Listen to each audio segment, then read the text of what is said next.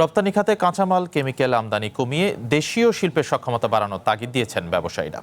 তাদের মতে শক্তিশালী কেমিক্যাল ব্যাকওয়ার্ড লিঙ্কেজ করে উঠলে বৈদেশিক মুদ্রা সাশ্রয়ের পাশাপাশি রপ্তানি খাতের প্রতিযোগিতা সক্ষমতাও বাড়বে।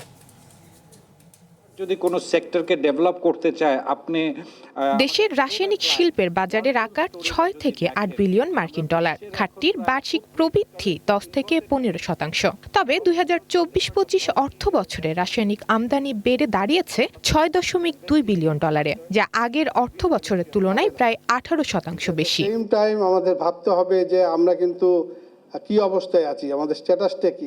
রাজধানীর মতিঝিলে ডিসিসিআই এর আয়োজিত এক সেমিনারে এসব তথ্য তুলে ধরা হয়। বক্তারা বলেন, রপ্তানি খাতে কাঁচামাল হিসেবে কেমিক্যালের আমদানি নির্ভরতা কমিয়ে দেশীয় উৎপাদন সক্ষমতা বাড়ানোর উপর জোর দিতে হবে। ভবিষ্যৎ হোক নিরাপদ, বিনিয়োগ হোক বিশ্বস্ত, আর আমার পছন্দ সল্ট বে। ওয়েলকাম টু সল্ট বে। স্ট্রাকচারালি এটাকে একটা প্রায়োরিটি সেক্টর হিসেবে নিয়ে যায়। আমার মনে হয় কেমিক্যাল সেক্টরটা যত না এক্সপোর্ট, তার থেকে ইম্পোর্ট সাবস্টিটিউট একটা সেক্টর হিসেবে আমরা কিন্তু তৈরি করতে পারবো।